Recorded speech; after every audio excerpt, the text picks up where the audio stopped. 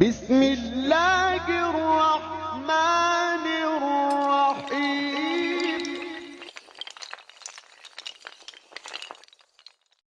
السلام علیکم ورحمۃ اللہ وبرکاتہ۔ کیسے ہو دوستو؟ خیریت سے ہوں گے؟ اللہ آپ سب کو ہمیشہ ایسے ہی خیر و عافیت کے ساتھ رکھے۔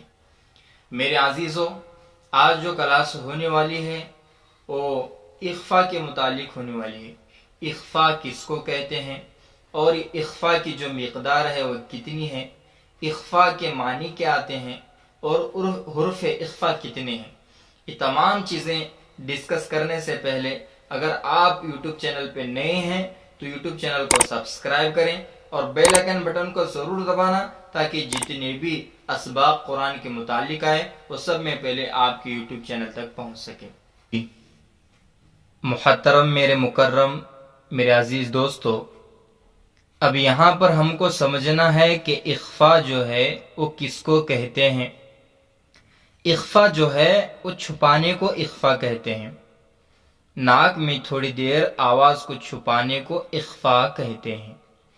اب ہم سب میں پہلے اخفا معلوم ہوا، اب ہمیں معلوم کرنا ہے کہ تنوین و نون ساکن کا قاعدہ نمبر 2۔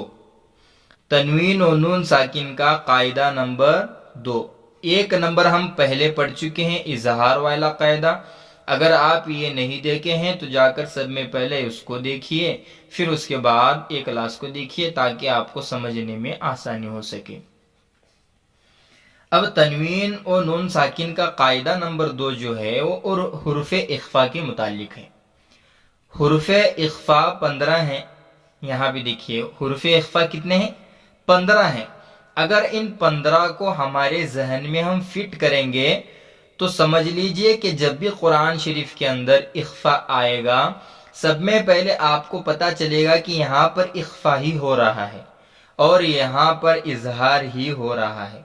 اظہار کے حروف آپ کو کل معلوم ہو چکے ہیں اور آج جو ہے وہ اخفا کے متعلق پورے 15 حروف اپنے ذہن میں آپ فٹ کیجئے تاکہ آپ کو قرآن میں سمجھنے کے لیے آسانی ہو سکے۔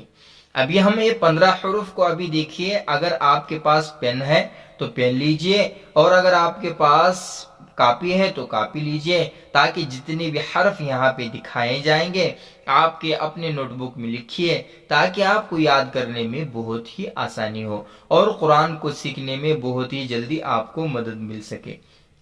اب یہاں دیکھیے حروف اخفا جو ہیں وہ 15 ہیں۔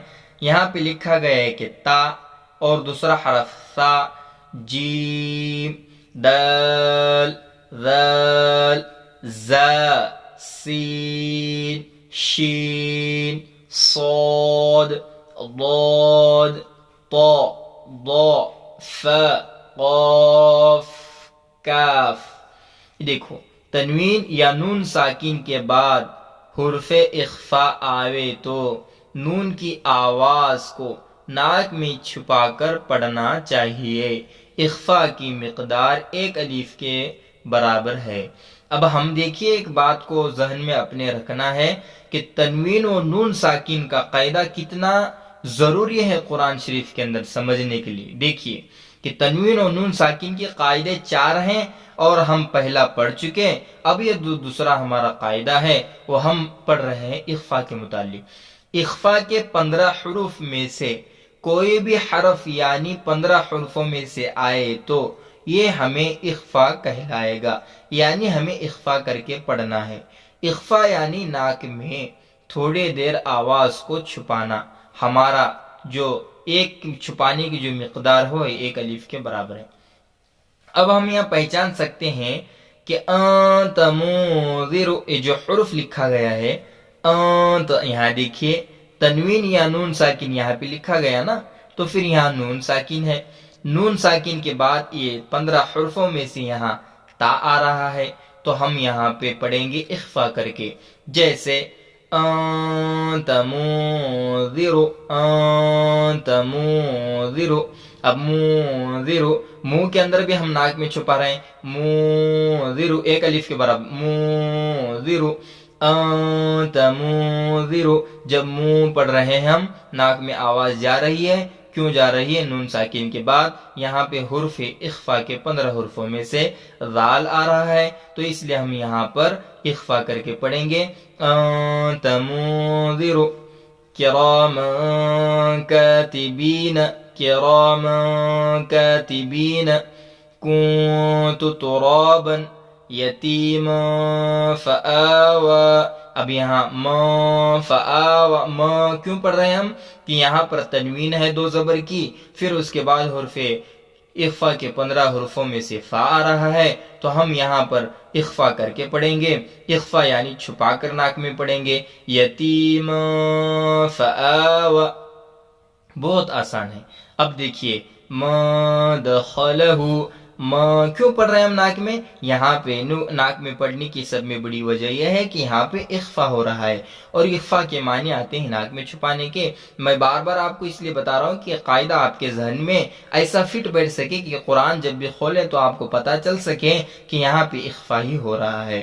اب دیکھیے یہاں ما دخلہ ہم پڑھ رہے تھے، تو یہاں پہ نون ساکن آ رہا ہے، اور نون ساکن کے بعد حرف اخفا کے 15 حرف، یعنی جو ہم پڑھ چکے اوپر تا ثا جیم دال دال، یہ حرفوں میں سے یہاں پہ دال حرف آ رہا ہے، تو اس لیے ہم یہاں پہ پڑھیں گے اخفا کر کے ناک میں تھوڑی دیر آواز کو چھپا کر، ما دخلہ رسول کریم۔